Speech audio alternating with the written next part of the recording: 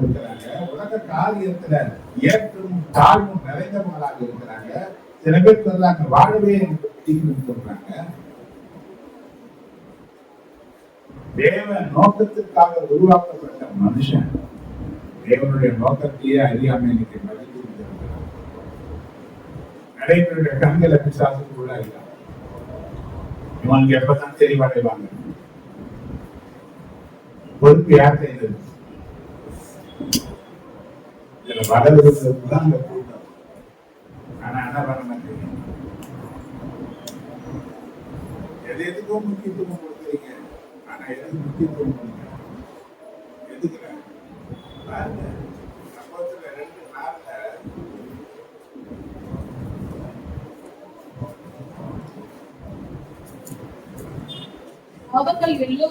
அவர்கள் எல்லோரும் பரிசுத்த ஆவியினாலே நிறையப்பட்டு எது நடந்தாங்க? நீங்க எதுல நிறைய நினைக்கிறீங்க? பணத்திலையா, வசதி வாய்ப்புலையா, சுக வாழ்க்கை இல்லையா, ஆடம்பரமான வாழ்க்கை இல்லையா? எதுல நிறைஞ்சிருக்கு? எது முக்கியம்? ஆவியில நிறைஞ்சிருக்கிற அனுபவம் எவ்வளவு இருக்கு? நீ அப்போஸ்தலர் அதிகாரத்தை நிறைய படிச்சீங்கன்னா சீஷர்கள் அப்போஸ்தலரை குறித்து அதிகமா சொல்லப்பட்டிருக்கோம். ஒவ்வொரு இடங்களிலும் அவங்க பிரச்சனைகளை சந்திக்கும் போதெல்லாம் ஆவியில நிறைந்திருந்தார்கள். இது ஒரு நாள் பிரச்சனை கிடையாது. ஒவ்வொரு நாளும் என்ன பண்ணணும்? அப்படி நிறைஞ்சினால்தான் கல்வியில் கொண்டு வரக்கூடிய சோதனைகளை, பிரச்சனைகளை, போராட்டங்களை நடத்தி என்ன பண்ணணும்?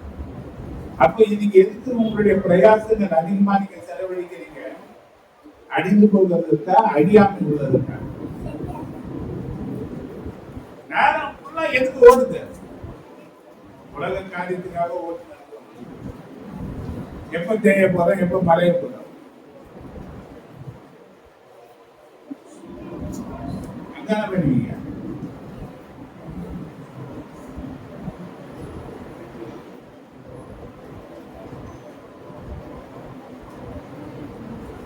அங்க சிறப்பா வாழ்கிறதுக்கு என்ன சம்பாதிக்கிறது? பூமியில அடுத்த ஊர்ல வாழணும், வீடு கட்டணும், இப்பயே சேர்த்து வச்சுக்கிறத கழிச்சு அங்க போய் நடத்தவங்க வீட்டை கட்டணும், அங்க போய் சந்தோஷமா வாழணும்னு நினைக்கிறேன். அங்க போடுமே. 20 நம்முடைய குடியிருப்பு பருவத்தில் இருந்துச்சு. என்னதான் நம்ம வாழணும்? இதுதான் நம்முடைய நிரந்தரமான வீடு. அங்க வாழ்வதற்கு என்னத்தை சேர்த்து வச்சிருக்கோம்?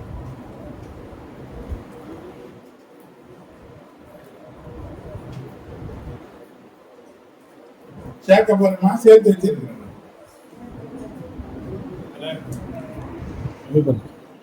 பலமா சாட்சி கொடுக்க எல்லாம் ஓட்டது. ஒரு இடம் கூட ஒழுங்கா எனக்கு இல்லை. Full damage. ஆனா கத்தர் போறேன், கத்தருக்காக ஓடும், கத்தருக்காக ஓடினா இருக்கு. ஒரு நாளும் என் பலவீனத்தை காரணம் காட்டி வீட்டுல புறப்படுகிற வரையில எனக்கு பிரச்சனை வருது. சில நேரங்கள்ல சபைக்கு வரணும், ஊழியத்துக்கு போனேன்னா வீட்டுல இருந்து புறப்படுகிற 5 நிமிஷம் வரையிலும் சில போராட்டங்களை நான் அனுபவிக்கிறேன். ஒண்ணுமே பண்ண முடியாது. சில நேரங்கள் அப்படி இருக்கும். சில நேரத்துல அப்படி இன்னும் போயிடலாம்ன்ற கூட சூழ்நிலை வந்திருக்கோம். ஆனா திருப்பி ஜெபம் பண்ணி கவனிச்சு பாருங்க. வரும்போது கூட டீ சாப்பிடுவாங்க, வேண்டாம் வேண்டாம் வேண்டாம், கொஞ்சம் பானை வேணாம் வேணாம் வேணாம் வேணாம், ஏதோ கொஞ்சம் ஒரு 2 பிஸ்கெட் வேணாம் வேணாம் வேணாம் வேணாம் வேணாம். ஏன்னா அவரை பாருங்க நிக்க முடியல. ஆனா இங்க வந்தா நிக்க வைக்கிறேன், வந்தா நிக்க வைக்கிறேன். வந்தா சில நேரத்துல உட்கார்ந்து நான் பேசுனா கூட திருப்பி கேட்கறாங்க, உட்கார்ந்து பேசுனா நல்லா இல்லை. அப்ப நான் நிக்க வைக்க யாரால முடியாதுன்னா தேவனால மட்டும்தான். அவர் தான் என்ன பண்ணணும்? அப்போ உங்களை நிக்க வச்சிருக்கிறாரு, உங்களை உட்கார வச்சிருக்கிறாரு, உங்களை நல்ல நிலையில வச்சிருக்கிறாரு. நீங்க என்ன பண்ண போறீங்க? ஆண்டு எப்பதான் பண்ணுவீங்க? எனக்கு பேசுங்க, எப்ப பண்ணுவீங்க?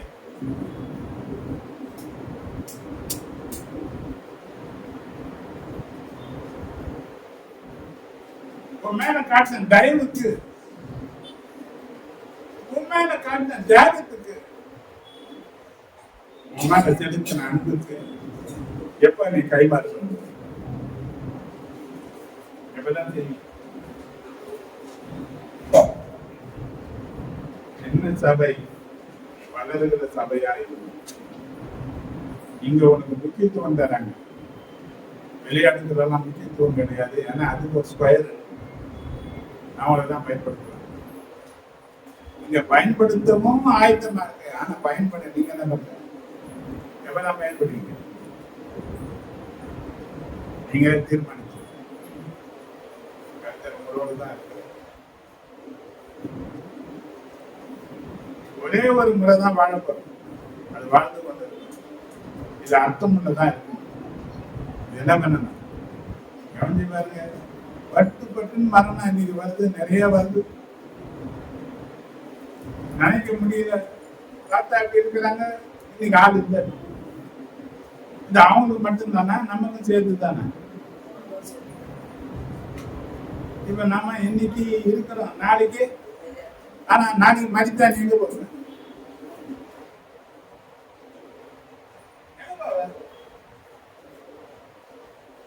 எல்லாம் சொல்லாம இருப்பாங்க, மத்த எனக்கு இருந்தது. அதுக்கு ஒரு கிரைம பண்ணலையே நீ. பரலோகத்துல செய்யப்படுவது போல பூலோகத்தில் செய்யப்படுவதான்னு சொன்னார் ஆண்டவர். ஏன்னா ஜெபிக்க கத்து கொடுத்தாரு. ஆனா நிறைய பேர் விட்டுறாங்க. இது ஏன் பண்ணி என்ன பண்றாங்க? பரலோகத்துல என்ன செய்யறாங்க, பூலோகத்துல என்ன பண்றாங்க? பரலோகம் என்ன பண்ணது, பூலோகம் என்ன பண்ணுது?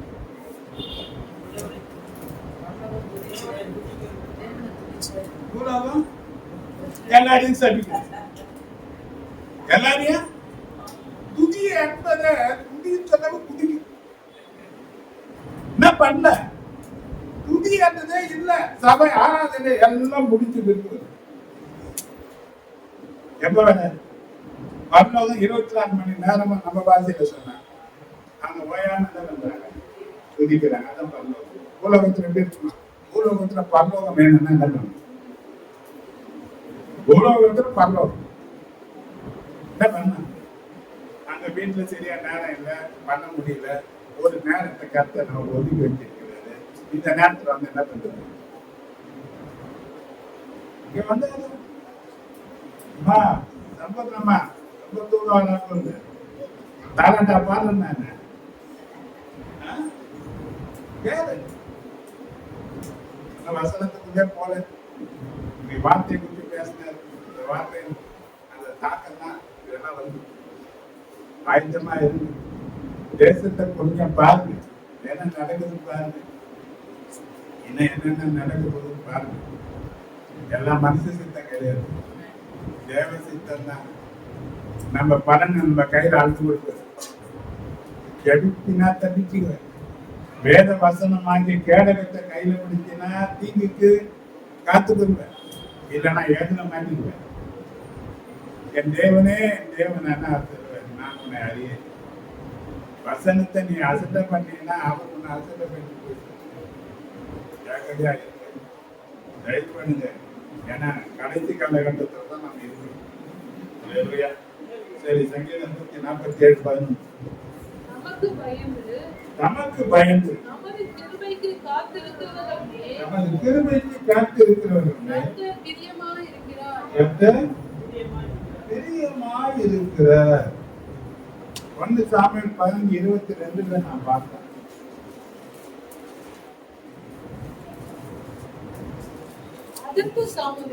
அதற்கு சாமுவேல் கர்த்தருடைய சத்தத்துக்கு கீழ்ப்படிகிறதை பார்க்கிறோம். சர்வாங்க தகனங்களும் பலிகளும் கர்த்தருக்கு பிரியமாயிருக்குமோ? எது கர்த்தருக்கு பிரியமாயிருக்குமோ? என்னதான் பண்ண நினைக்கிறாங்க? எதையாவது ஒன்று கொடுத்துட்டா போதும், ஏதாவது ஒரு காணிக்கை கொடுத்துட்டா போதும், அது எனக்கு பிரியம். கர்த்தருக்கு அது பிரியமோ?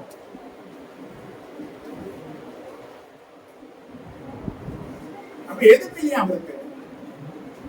கர்த்தருடைய சத்தத்திற்கு, தேவனுடைய வார்த்தைக்கு கீழ்ப்படிவதுதான் தேவனுக்கு பிரியம். இந்த வசனத்தை தான் 2 வாரமா பேசிட்டு 3ஆவது வாரமா இதுதான் பேசுறது. தேவனை பிரியப்படுத்துகிற ஜனங்களுக்கு கிடைக்கிற ஆசீர்வாதங்கள் ஏராளமாக தேவன் வைத்திருக்கிறார். எது பிரியம்? பலிகள் கொடுக்கிற காணிக்கைகளை அடுத்துதான் அது தேவனை பிரியப்படுத்துகிறது தான் இருக்கணும். நம்ம செய்யற ஒவ்வொன்றும் யாரை பிரியப்படுத்துறதா இருக்கணும். அதுதான் சொன்னது கொலைத்தர் 3:24 நீ வாசித்தீங்கன்னா,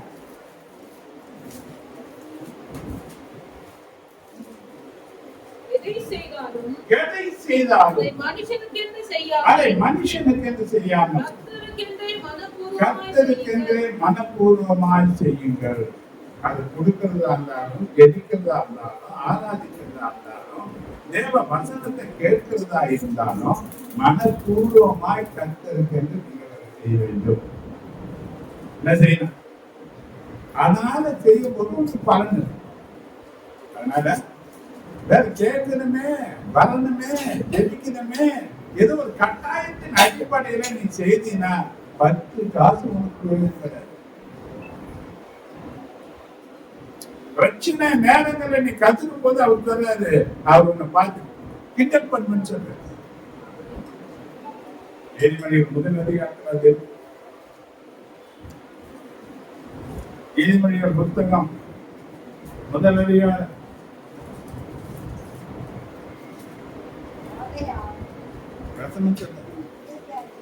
26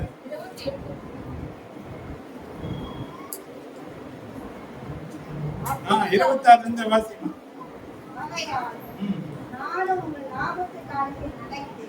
ஆபத்து காலத்தில் நகைத்து நீங்கள் பயப்படும் காரியம் வரும்போது கிண்டல் பண்ணுவேன். நீங்கள் பயப்படும் காரியம் முசல்போல் வரும்போது, ஆபத்து சூறாவளி போல உங்களுக்கு நேரிடும் போதும், நெருக்கம் இடுக்கம் வரும்போதும் ஆகடியும் பண்ணுவேன். 28 அப்பொழுது அவர்கள் என்னை நோக்கி கூப்பிடுவார்கள், நான் மறு உத்தரவு கொடுக்க மாட்டேன். அவர்கள் அதிகாலையிலே என்னை தேடுவார்கள், என்னை காண மாட்டார்கள். நாம கிடைக்க மாட்டேன். எப்பதான் தேடுவோம் நம்ம பிரச்சனை வந்தா.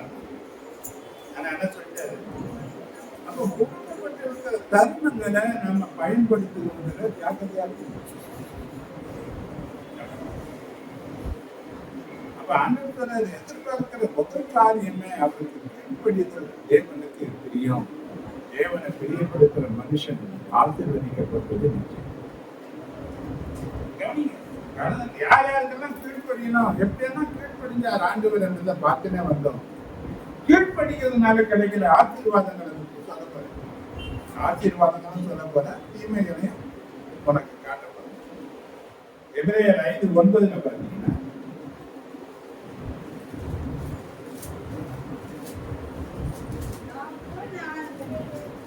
நாம் பூரணர் ஆன பிறகு தமக்கு கீழ்ப்படுகிற யாவரும் நித்திய ரட்சிப்பு அடைகிறதற்கு காரணமாகி,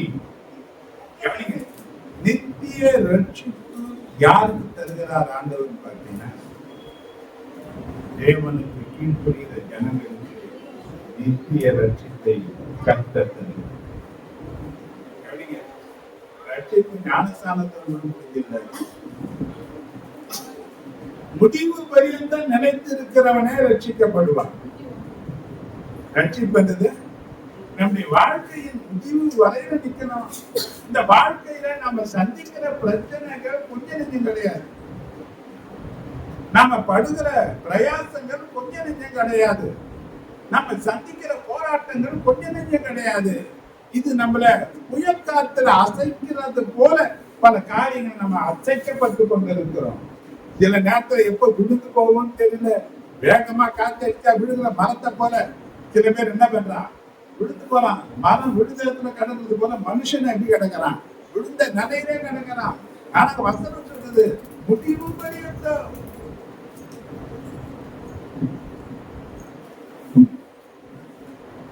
நிலை நிற்க வேண்டும். நிலை நிற்கிறவன் தான் ரட்சிக்கப்படுவான். அப்ப யாருக்கு நிலை நிற்பான்? நித்திய ரட்சிப்பு யாருக்குன்னா, தேவ வசனத்தை தன் வாழ்க்கையில இருக பிடித்துக் கொண்டு வசனத்தின்படி தன்னை காத்துக் கொள்கிறவன், வசனத்துக்கு கீழ்ப்படுகிறவன், வசனத்தின்படி தன் வாழ்க்கையை அமைத்துக் கொள்கிறவன் நித்திய ரட்சிப்பை தன் வாழ்க்கையில சுமந்திருப்பான். யாருக்குங்க நித்திய ரட்சிப்பு?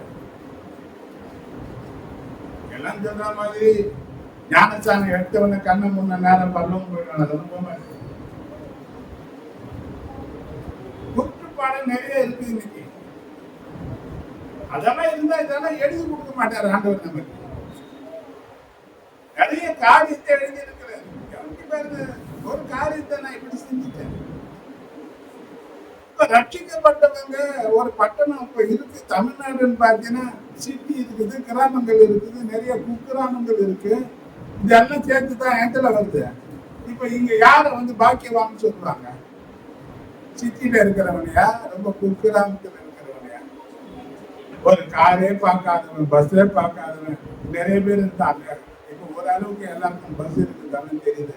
இதை பயணம் பண்ணாதவன் இருக்கிறான். அவன் என்ன நினைப்பான்? யாரை பார்த்து ஆசீர்வாதம் நினைப்பான். இப்ப நாம எந்த பகுதியில் இப்ப ரட்சிக்கப்பட்ட? குக்கிராமத்துல இருக்குமா, கிராமத்துல இருக்குமா, நகரத்துல இருக்குமா, பட்டணத்துல இருக்குமா? நம்ம எங்க ஆளக்கூடிய அடுப்புல இருக்குமா, ஆளுகை செய்கிறோம் கீழே இருக்குமா?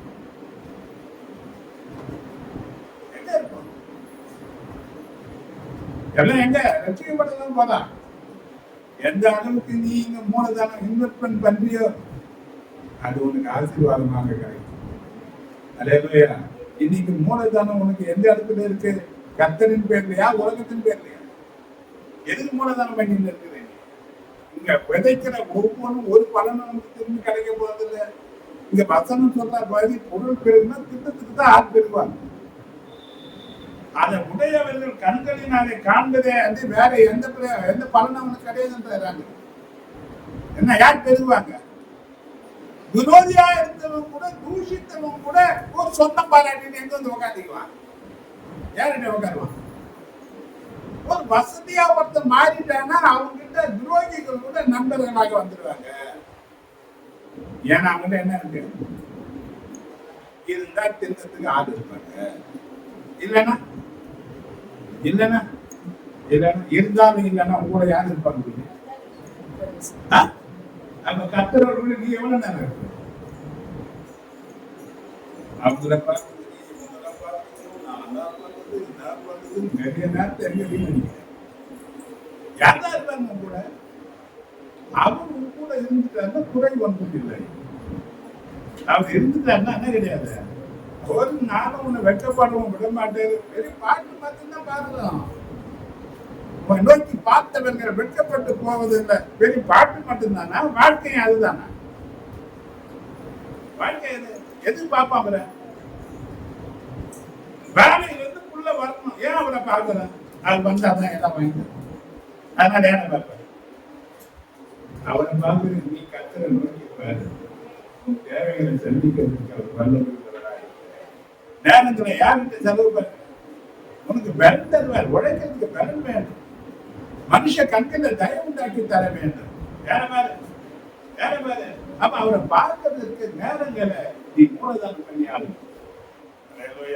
அப்ப தேவனுடைய வார்த்தைக்கு கீழ்படுகிறவர்களுக்கு சொல்றாரு, இவங்களை கண்டா எனக்கு பிடிக்கும்பா, பிரியம்பான்னு சொல்றாரு. அந்த பிரியமானவர்களுக்கு தேவன் சகல நன்மை தர முதல் நன்மை, முதல் ஆசீர்வாதம் நித்திய ரட்சிப்பு. எதுதான் நமக்கு முக்கியமான வேலை? ரட்சிப்பு தான். இந்த ரட்சிப்பு இல்லாம பரலோகம் என்ன பண்ண முடியாது, போக முடியாது. அந்த நித்திய ரட்சிப்பை தேவன் யாருக்கு தர்றாருன்னா, நான் வசனத்துக்கு கீழ்ப்படுகிறவங்க, தேவ வார்த்தைக்கு கீழ்ப்படுகிறவங்க, வேதத்திற்கு கீழ்ப்படிந்து நடக்கிறவங்களுக்கு நித்திய ரட்சிப்பை கர்த்தர் நமக்கு தர்றாரு. ரெண்டாவது அப்போஸ்தலர் 2:32.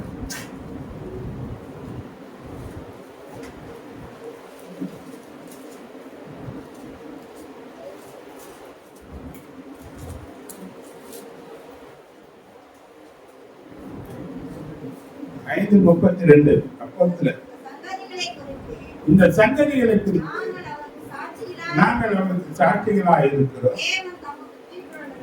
தேவன் தமக்கு கீழ்ப்படுகிறவர்களுக்கு தந்தருளின பரிசுத்த ஆவியை சாட்சி. யாருக்கு பரிசுத்த ஆவியானவரை தருகிறார்?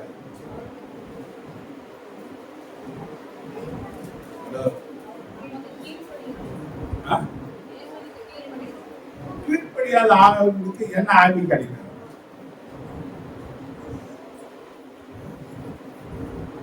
வஞ்சகத்தின் ஆவிதான், ரொம்ப நடிக்கிற ஆவிதான் யாருக்கு கிடைக்கும்?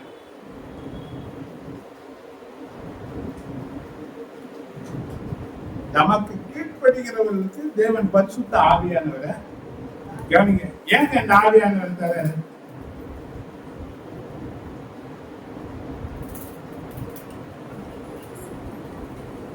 ஏன் இவரை பெற்றுக்கொள்ளணும்?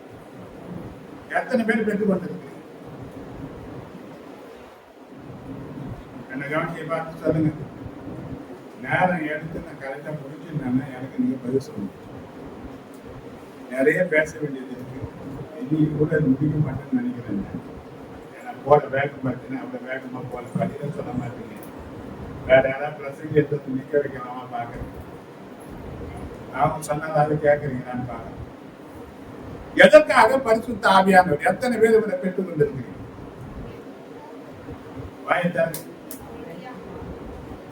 எதற்காக இவரை தந்தாரு?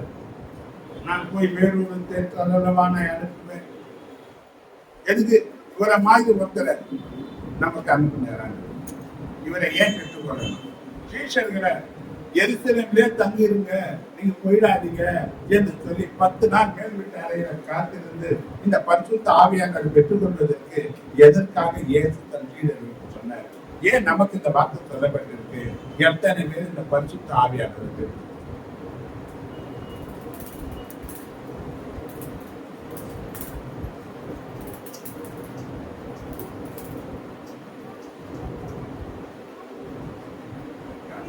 அந்நிய பாஷைகள் மாத்திரம் பேசிட்டு போறது இல்லை.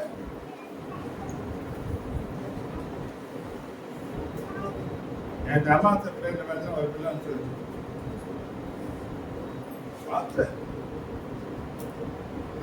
அபிஷேகம் ஹோலி ஸ்பிரிட் வரும்போது இப்படிதான் சத்தம் போடுவாங்களா? நான் பயந்துட்டேன். அது ஆந்திரால இருந்து வந்து எங்க ஊர்ல எல்லாம் இப்படியெல்லாம் நான் பார்த்தது கிடையாது. எங்க ஊர்ல அப்படியெல்லாம் பார்த்தது.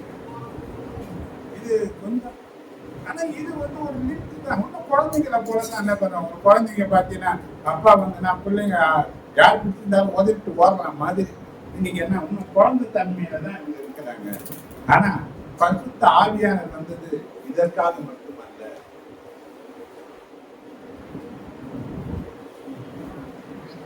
இயேசு தேவகுமாரனா இருந்தும் பிதாவாகிய தேவன் அளவில்லாமல் தன்னுடைய ஆவியை அவருக்கு கொடுத்தார் என்று யோவான் சுவிசேஷம். எதற்காக அவருக்கு அளவில்லாமல் தன்னுடைய ஆவியை தேவன் கொடுத்தார்? இப்ப எந்த அளவுக்கு தேவ ஆவியில நாம் பெற்று அவரால் வழி நடத்தப்படுகிறது. ரோமர் 14:8-14 நீங்க பாத்தீங்கன்னா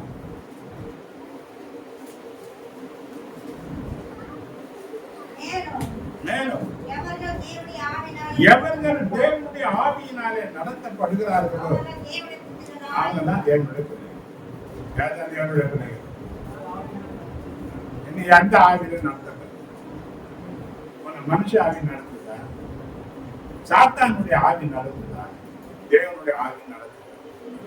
எந்த ஆவியில நடத்துது?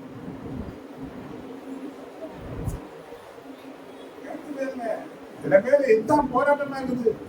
எது செத்தாலும் நான் சாவுறேன், நீ சாவுற, நான் சாவுறேன், நான் ஓடி போறேன், நீ ஓடி போறேன். எந்த ஆவி நடந்தது? உண்மை நடந்தது சாத்தானுடைய ஆவி. ஆனா இவங்க சொல்றதான தேவனுடைய ஆவி. யாருக்கு கீழ்ப்படுகிறாங்க இவங்க? தேவனுடைய வார்த்தைக்கா? சாத்தான் சொல்றதுக்கு கீழ்ப்படுகிறாங்க. நான் பிழைத்திருக்கிறேன், நீங்களும் பிழைத்திருக்கிறேன். ஏசு என்ன பண்ண? எதற்காக பிழைத்திருக்கிறோம்? தேவனுடைய அற்புதமான கிரியைகளை விவரத்தை மற்றவங்களுக்கு சொல்லுகிறதற்கு ஏதாவது ஒரு நிலைகளில தேவ ராஜ்யத்தின் வேலையை செய்து தேவ ராஜ்யத்தை கட்டக்கூடிய பணிக்கு தேவன் யாரை தேர்ந்தெடுத்து சொல்லுது? நம்ம தேர்ந்தெடுத்து. ஆனா செய்ய வேண்டிய வேலையை ஒழுங்கா செய்யணுமா? எதுக்காக ஒண்ணு ஜீவன்? ஏன் ஜீவன்? இப்ப சாப்பிட்டு சொன்னார் நரேஷ், ஒரு இனோவா காரு வண்டியில போகும்போது காலில் அடிபட்டு வண்டியும் விடல, அப்படியே நின்று போச்சு. எதுக்காக காப்பாத்தினாரு?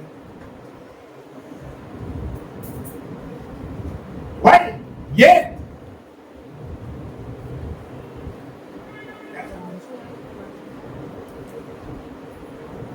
நான் ஏற்கனவே ஒரு வாட்டி சொல்லியிருக்கேன், சின்ன மலையில ஒரு தண்ணி லாரியை அடிச்சு அடையாளம் தெரியாத அளவு மாறி இருக்கு. ஒரு காத்து வந்து வேகத்துல வீசிச்சு பின்னாலதான் எனக்கு தெரியும் காத்து பரிசுத்த ஆவியானவர். ஏன் காப்பாத்தினாரு? ஏன் காப்பாத்தினாரு? வியாதிகள் இருந்து காப்பாத்தினாரு. காப்பாத்தினாரு. இன்னைக்கும் காப்பாத்தினே இருக்கிற. ஏன்? அவருடைய வசனத்தை, சத்தியத்தை, நான் அவருடைய ஊழியத்தை, தேவ ராஜ்யத்துக்குரிய வேலையை செய்யறதுக்கு தான் நமக்கு நிச்சயம். அதாவது நாம இஷ்டத்துக்கும் எப்படியோ வாழ்ந்து முடிக்கிறதுக்காக தேவன் ஜீவனை கொடுக்கல. உன குறித்து ஒரு நோக்கத்தை நீங்க சொல்லப்பட்டிருக்கு பாருங்க. லூக்கா 4:1 நீங்க வாசிச்சீங்கன்னா,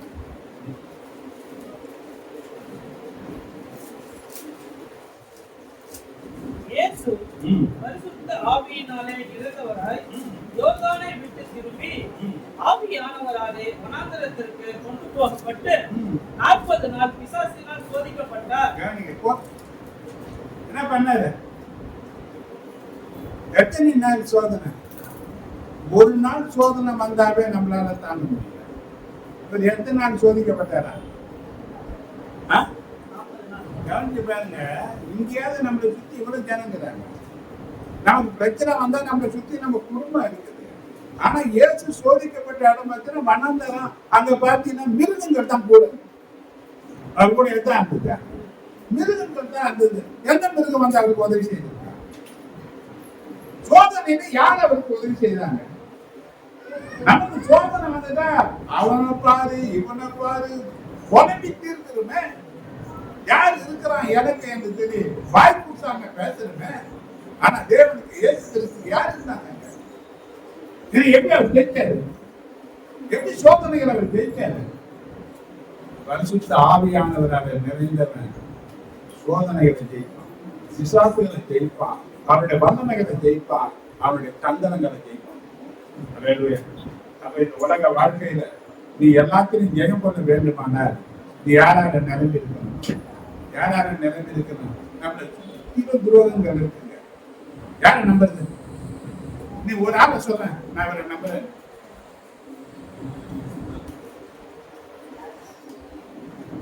தன்னலம் இல்லாம பொது நலமா நம்ம கிட்ட பழகிறவங்க யாரு? நீ அந்த காட்டு பாரு. பிள்ளைகளை சொல்ல முடியுமா? மனைவியை சொல்ல முடியுமா? புருஷனை சொல்ல முடியுமா? உடன்பிறந்தவங்களை சொல்ல முடியுமா?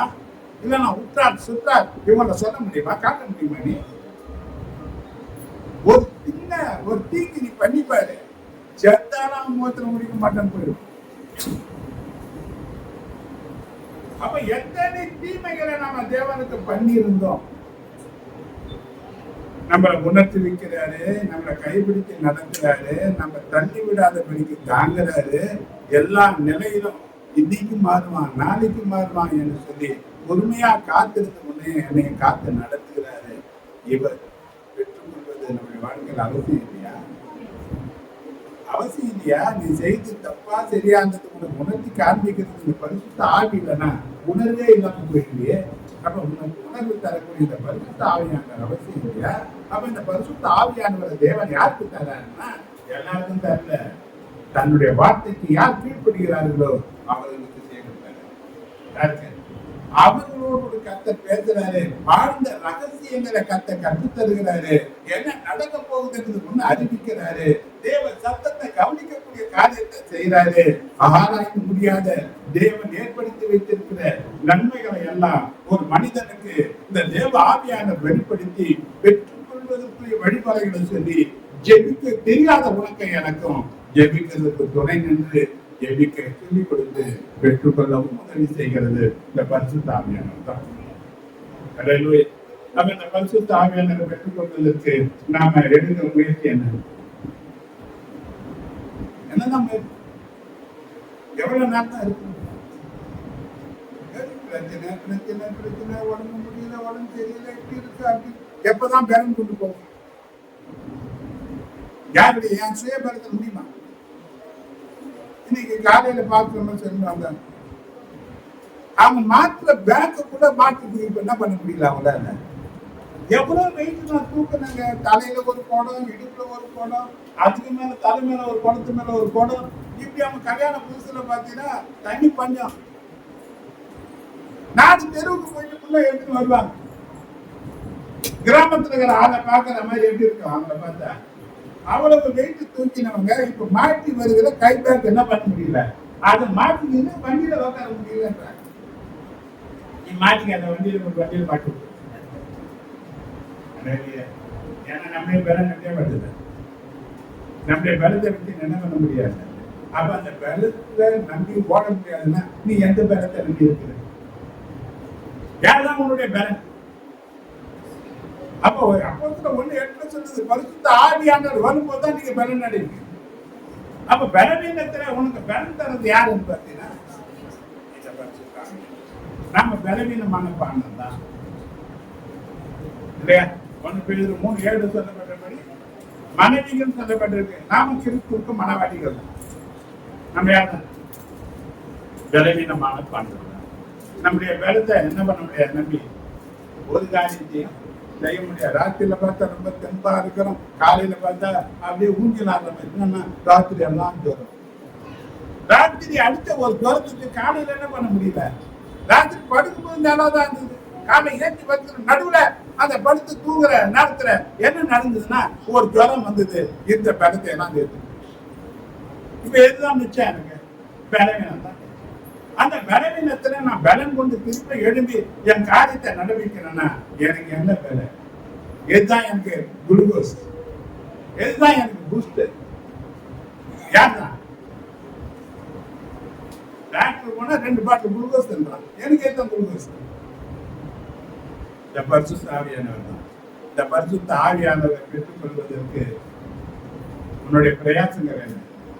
ஆண்டவர் சொல்றார், யாரெல்லாம் என் வசனத்துக்கு கீழ்ப்படுகிறார்களோ அவர்களுக்கு பரிசுத்த ஆவியானவரை நான் தருகிறேன் என்று சொல்கிறார். அப்ப இவர் என்ன பண்ணணும்? அதே போல இன்னும் அழகா சொல்றாரு, லூக்கா 11:13 பார்த்தீங்கன்னா,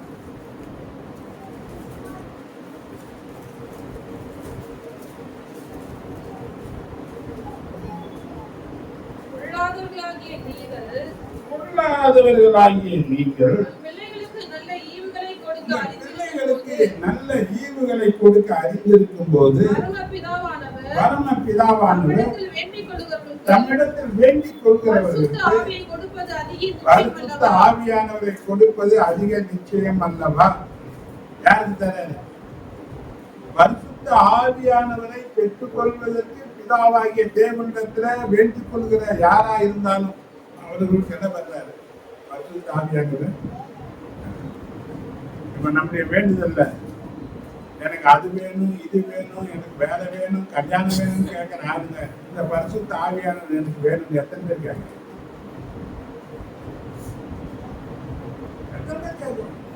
அதெல்லாம் வேணும் தான், இதெல்லாம் உனக்கு வேணுன்றது அவருக்கு தெரியும். ஆனா எது நமக்கு தேவைன்றது நமக்கு சரியா தெரியல. கேட்க வேண்டியதை கேட்காம எல்லாம் எனக்கு தெரியும் சொன்னாரு, அதையே கேட்டு அஞ்ஞானிகளை போல நாம என்ன பண்ணல. யார் வேணும்? இதுக்காக நீ செலவழித்த ராத்திரிகள் எத்தனை? நீ உபவாசித்த நாட்கள் எத்தனை? நீ தேவ வசனத்தோடு கூட உன்னை இணைத்துக் கொண்ட நாட்கள் எத்தனை என்பதை நீ ஆராய்ந்து பாரு. இவரை பெற்றுக் கொள்வது சாதாரண காரியம் அல்ல. பெரிய ஆசீர்வாதத்தை சுதந்திரிக்கிறது. இருக்கிற ஆசீர்வாதத்தில் பெரிய ஆசீர்வாதம் இந்த பரிசுத்த ஆவியானவர். என்னைக்காவது கதறிக்கிறியா? எனக்காவது ஆண்டவரே அந்த யாக்கோபை போல என்ன ஆசீர்வதித்தால் ஒழிய நான் உண்மை விட மாட்டேன், எனக்கு நிச்சயமாக வேணும் என்று அந்த வலுக்கட்டாயம் பண்ணி பலவந்தம் பண்ணியிருக்கிறியா? பலவந்தம் பண்ணியிருக்கிறியா? யாரை பேசுறாங்க? வேடிக்கை பார்த்து பேசுவ? நீ எப்ப தரிசனங்களை காண்ப? உன் பிள்ளைகள் எப்ப தரிசனங்களை காணும்? சொன்னாரா இல்லையா? அப்போஸ்தலர் 2:17-18 கடைசி நாட்களில் நான் மாம்சமான யாவர் மேலும் என் ஆவியை ஊற்றுவேன். யார் மேல ஊற்றுவாரு? மாம்சமான யாவர் மேல என்னுடைய ஆவியை ஊற்றுவேன். அப்பொழுது உங்கள் குமாரரும் உங்கள் குமாரத்திகளும் அண்டர்லைன் பண்ணிக்க. உங்கள் குமாரனும் உங்கள் குமாரத்திகளும் தீர்க்க தரிசனம் சொல்லுவார்கள். யார் சொல்லணும்? யார் சொல்லணும்? யார் சொல்லணும்? உன் பிள்ளைகள் சொல்லணும், உன் மகன் சொல்லணும், உன் மகள் சொல்லணும். யார் சொல்லணும்? கடைசி நாட்கள்ல தேவனுடைய வாக்கு யாருங்க? உன் மகனும் மகனும் தீர்க்க தரிசனம் சொல்லுகிறதற்கு மகனையும் மகளையும் சொல்லும் கர்த்தாவே அடியான் கேட்கிறேன் என்று தேவ வார்த்தைகளை கேட்கிறதற்கு பிள்ளைகளை நடத்தக்கூடிய பெற்றோர்களா நீங்க? தேவ வார்த்தையை கேட்கிறவங்க தான் வார்த்தையை தீர்க்க தரிசனமாக பேச முடியும். வாக்குத்தத்தம் கடைசி நாட்களில் மாம்சமான யாவர் மேல என்னுடைய ஆவியை ஊற்றுவேன். உங்கள் குமாரரும் குமார்த்திகளும் தீர்க்க தரிசனம் சொல்லுவார்கள். யார் சொல்லணும்? யார் சொல்லணும்? இப்ப நடக்குது. நிறைய முகாம் நடத்துறாங்க. சின்ன பிள்ளைகள் 10 வயசுக்குள்ள இருக்கிற பிள்ளைகளுக்கு இன்னைக்கு முகாம் நடத்துறாங்க. அந்த 10 வயசுல இருக்கிற பிள்ளைகள் இன்னைக்கு ஆவியில நிறைஞ்சு பேசுதுங்க, தீர்க்க தரிசனம் சொல்லுதுங்க, தரிசனம் பார்க்குதுங்க. இன்னைக்கு அது ஜெபிக்கும் போது அற்புதம் நடக்கிற நிறைய சாட்சிகளை பண்ணுங்க. ஆனா நம்ம பிள்ளைகளை எப்படி நடத்துறோம்? எப்படி நடத்துறோம்? தீர்க்க தரிசனம் சொல்லுவார்கள்.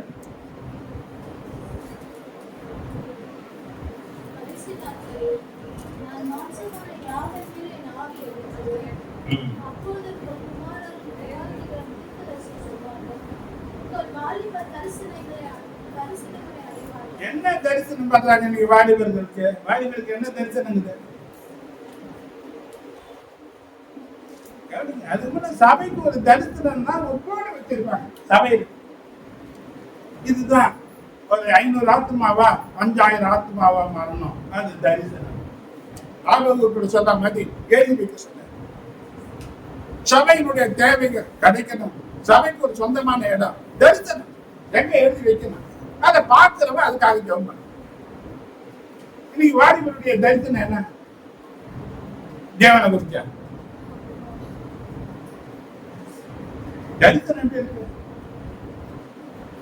ஜனாதிபதி அப்துல் கலாம் கூட சொன்னார் கனவு காணும்.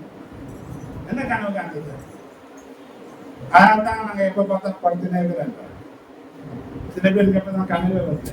சில பேர் உக்காந்தாலும் வந்து, சில பேர் படுத்தாலும் படுத்துன்னு பார்க்கறது ரொம்ப செவிச்சா இருக்காங்க. அதனால என்ன பண்றாங்க? எந்த கனவு?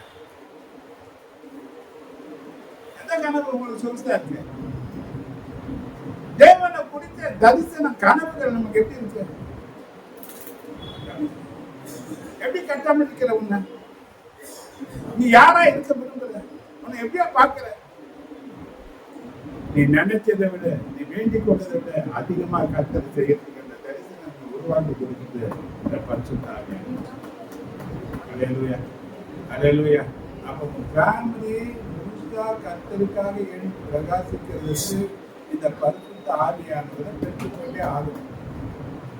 நம்ம என்ன ஆராதிக்கும் போதே தேவ சத்தம் காதுல துணிக்கணும். வழி இதுவே, இதுல நடுவுங்கள் என்ற சத்தம் உனக்கு கேட்கணும். இதோ போதகர்கள் உனக்கு மறைந்திருக்க மாட்டார்கள், அவர்கள் வார்த்தையை கேட்க அந்த சத்தம் உனக்கு கேட்கணும். அப்போ அந்த சத்தத்தை கொடுக்கிறது உனக்கு வாக்கு பண்ணுகிற பரிசுத்த ஆவியானவர் தான். அவர் தான் உன் ஆவியோடு கூட பேசுகிறது. அவர் தான். இன்னைக்கு வந்து நம்ம தூங்கும் போது கனவு காணும் இல்லையா? கடுமையா கனவு காண்றீங்க. அப்ப தூக்கத்துல அப்படி சொன்னாங்க இப்படி சொன்னாங்க. நல்ல தூக்கத்துல உங்களுக்கு அங்க சொல்லி எப்படிங்க கேட்குது?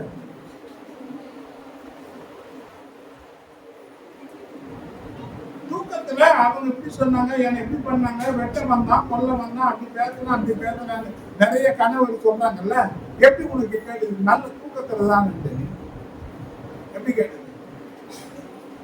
நம்ம தரிசனங்களை வெளிப்படுத்தி காண்பிக்கிற இடம் எதுன்னா ஆவிதான்.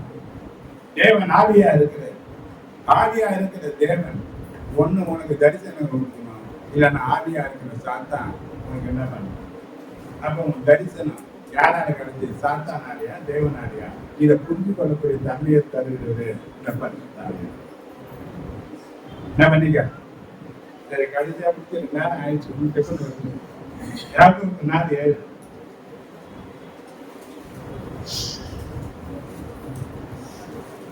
முடிக்கவே முடியல என்னால.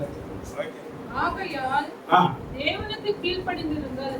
தேவனுக்கு கீழ்ப்படிந்திருங்கள். விசுவாசத்தை எதிர்த்து நில்லுங்கள். விசுவாசுக்கு எதிர்த்து நில்லுங்கள். அப்பொழுது அவன் உங்களை விட்டு ஓடி போவான். அப்பொழுது அவன் எத்தனை பேர் பிசாசுகளை துரத்தணும்னு நினைக்கிறீங்க?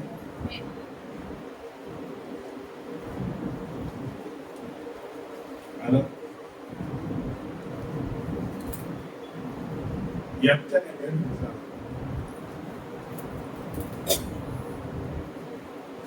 இதுக்கு கூட பேச புரியல. எத்தனை பேர் பிசாசுகள் துரத்த நீங்க ஓடணும்? எத்தனை பேர் பிசாசுகள் நீங்க துரத்து? ஒண்ணு நீங்க ஓடணும், இல்லைன்னு அந்த ஓட வைக்கணும். என்ன பண்ண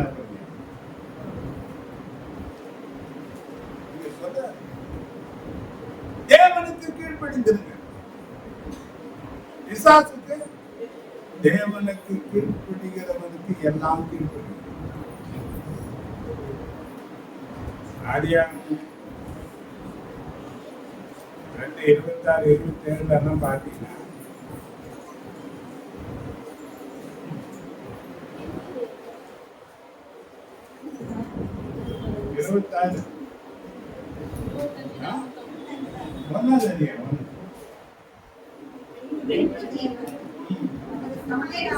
நமது சாயலாக நமது ரூபத்தின்படியே மனுஷனை உண்டாக்குவோமாக. அவர்கள் அண்டர்லைன் பண்ணீங்க.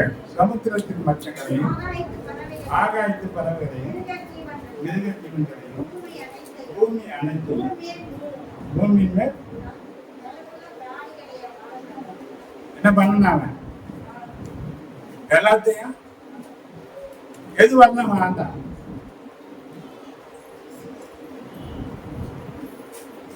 தேவன் சொன்ன இந்த கனியை புசிக்கிற நாளிலே சாகவே சாவீர்கள் என்ற வார்த்தைக்கு கீழ்ப்படிந்த வரையிலும் எல்லாம் உங்களுக்கு கீழ்ப்படியும். எப்போ தேவனுடைய வார்த்தைக்கு கீழ்ப்படியாம போனாலும் அன்னைக்கே அவனுக்கு எதுவுமே கீழ்ப்படியும்.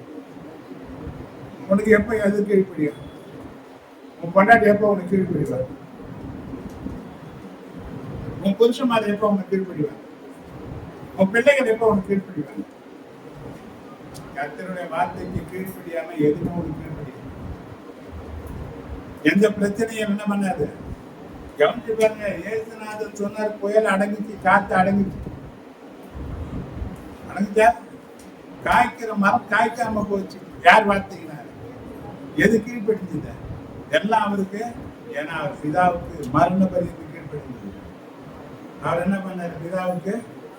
அவர் ஆரம்பத்திலிருந்து பிள்ளையா பிறந்ததிலிருந்து கல்லறை போகிற வரையிலும் பிதாவாகிய தேவனுக்கு அவர் சகலத்திலும் கீழ்ப்படிந்திருந்ததுனால அவர் வாழ்க்கையில செத்தவனை கூப்பிடுற லாஸ்ட்லயே பான் கூப்பிட்டார். அவன் எங்க வந்தான்? எங்க வந்தான்? அப்ப பார்த்த சிறு பெண்ணை எடுத்து நின்னாரு. என்ன பண்ணா? குற்றவாளியை பார்த்து சொல்றாரு, எனக்கு சித்தம் பண்ணு, நீ சுகமான்னு சொன்னாரு. உடனே அந்த ரோகம் என்ன பண்ணிச்சு? யாருக்கு போச்சு? பிறகு குருடன சரி பாருன்னாரு. அவன் பார்த்தான். எல்லாம் அவருக்கு கீழ்ப்படிது. நமக்கு எதுதான் கீழ்ப்படிது? பிள்ளைகளே கீழ்ப்படிக்கல. ஒன்னும் பார்த்தீங்கன்னா பிள்ளைகளை விட பேர பிள்ளைகள் அதுக்கு மேல கீழ்ப்படிப்பாரு. எப்படி போதுங்க? ஏன்னா அதுக்கிட்டதான் நம்ம கேட்கறாங்க. நமக்கு அந்த செல்போன் தேவை, கொஞ்சம் பார்த்து வச்சு கொடுப்பா. அது எந்த அளவுக்கு வளர்ந்துக்குது? அது சொல்லு. ஒண்ணுமே தெரியலாமா தாத்தா? அவங்க என்ன பண்ணல? இப்ப யாரு உங்களுக்கு குருவாயிட்டாங்க?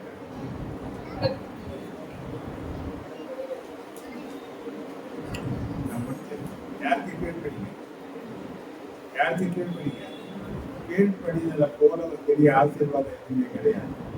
கர்த்தருக்கு கீழ்படிகிறதுனால உனக்கு மேலான ஆசீர்வாதங்கள் தான் உண்டே தவிர நஷ்டமும் எந்த இழப்பும் வாழ்க்கையில இருக்கவே இருக்காது. நம்ம கர்த்தர் சொன்னார்னா அதுக்கு கீழ்படிங்க. சபையை ஆராதிக்கிறதுக்கு தேவன் சொல்லாம அது கீழ்ப்படிய இப்ப நம்ம வரோம், நேரத்தை ஒதுக்கணும். ஆனா இன்னும் நாம சில காரியத்தை அதுல நம்ம சரி பண்ணிக்கணும். நாம தேவன் சொன்னபடியே பூமியின் உயர்ந்த ஸ்தானத்தில் உன்னை ஏறியிருக்க பண்ணு சொன்னாரு. யாக்கோபுடைய சுதந்திரத்தினால உன்னை போஷிக்கும் சொன்னாரு. 2 பரிவாரங்கள் தீர்மானாக மாறின அவனை போல உன்னை மாத்துக்கணும் தேவன் சொன்னாரு. நம்ம கீழ்ப்படிவோம். கர்த்தரை ஆசீர்வதிப்பாங்க. தானியத்தை நம்ம கடைசி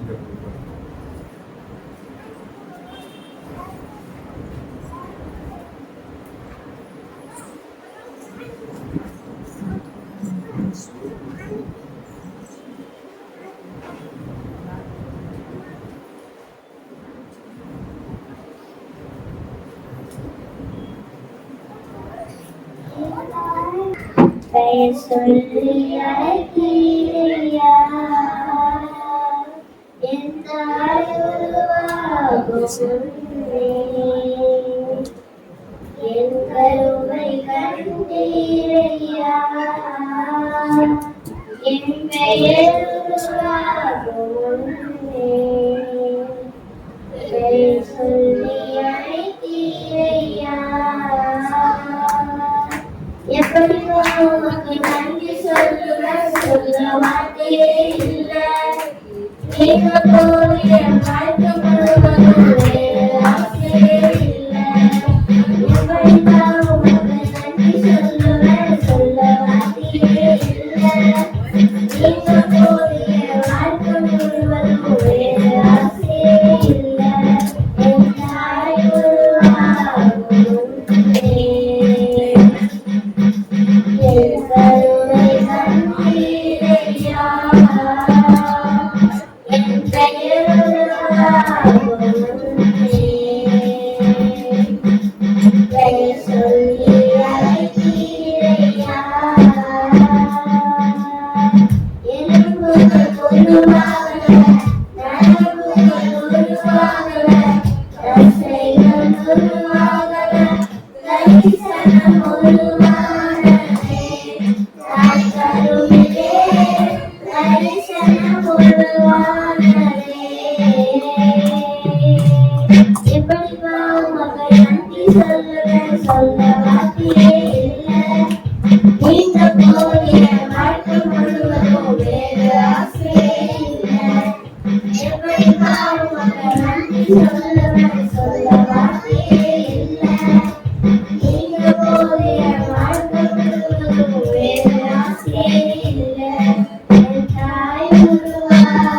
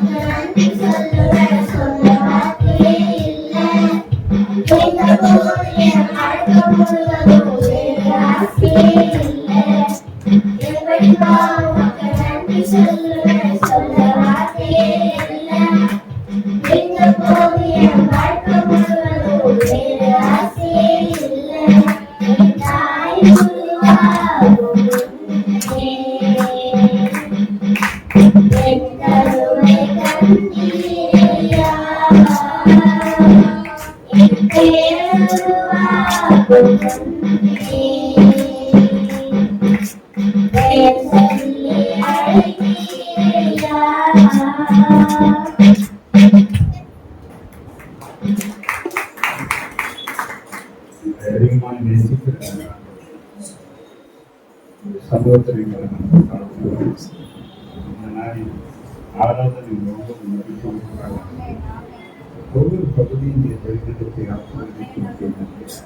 ஆண்டவரே இந்த காணிக்கை பகுதியில் ஆசிர்வதித்து உற்சாகமாய் கொடுக்கிற பிரியமாய் இருக்கிற அந்த வாக்கு கொடுத்திருக்கிற காணிக்கைகளை கையின் பிரயாசங்கள் எந்த நஷ்டங்களோ இழப்புகளோ இல்லாத கர்த்தரை உங்களுடைய வருமானங்களை ஆசிர்வதித்து சட்டை எல்லாத்தையும் நீரை ஏற்றிருக்கும் நேற்று நாமத்தால் செவிக்கிறோம் என் ஆத்மாவை